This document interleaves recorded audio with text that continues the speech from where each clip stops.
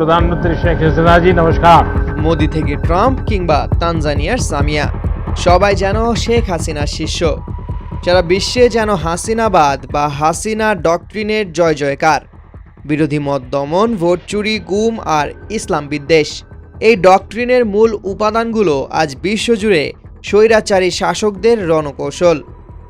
বাংলাদেশে গত ১.৫ দশক ধরে বিচার বহির্ভূত হত্যাকাণ্ড, গুম ও ভিন্ন মতাবলম্বীদের উপর যে ভয়াবহ নির্যাতন চালানো হয়েছিল তা আজ সীমানা ছাড়িয়ে ভারতসহ বিভিন্ন দেশে ছড়িয়ে পড়েছে।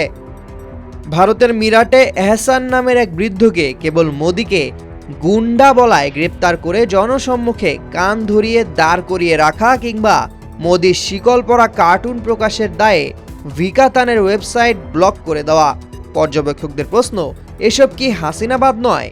বাংলাদেশে যেমন দাড়ি রাখা বা ধর্মীয় পরিচয়কে জঙ্গি তকমা দিয়ে কোণঠাসা করা হতো, ভারতেও আজ মুসলমান হওয়া যেন এক বড় অপরাধ। গরু বা মাংস কেন্দ্রিক সহিংসতায় যেভাবে সংখ্যালঘু মুসলমানদের কোণঠাসা করা হচ্ছে এবং কেন্দ্রীয় বাহিনীকে ব্যবহার করে যেভাবে পশ্চিমবঙ্গে ভোট চুরির অভিযোগ উঠছে, তা হুবহু হাসিনার সেই পুরনো চিত্রনাট্য। নোভা এলইডি টিভি, ঝকঝকে ছবি, নিখুঁত শব্দ, ৫ বছরের ওয়ারেন্টি। নোভা মানি সঠিক মান, নিশ্চিত সেবা। অন্যদিকে তানজানিয়ার সামিহা সুলুহু গুম ও বিচার বহির্ভূত হত্যাকাণ্ডকে হাতিয়ার করে ক্ষমতা দীর্ঘস্থায়ী করছেন। স্বৈরাচারী শাসকরা যেন শেখ হাসিনাকে তাদের অঘোষিত শিক্ষক হিসেবে বেছে নিয়েছেন।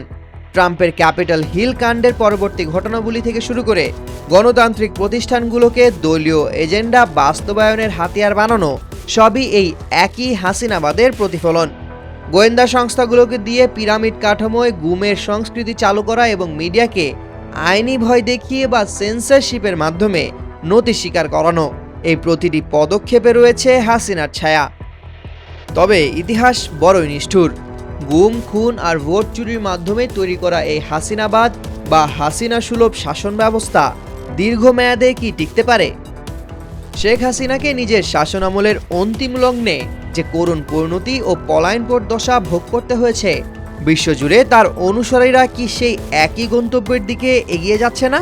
ক্ষমতার এই অন্ধ নেশার শেষ পরিণতি সবসময় ইতিহাসের আস্তাকুড়ি হয়, যা আজ বাংলাদেশের ক্ষেত্রে ধ্রুব সত্য হিসেবে প্রতিষ্ঠিত হয়েছে বলেই মত সংশ্লিষ্টদের। সামিউল জয়, ২১শে টেলিভিশন।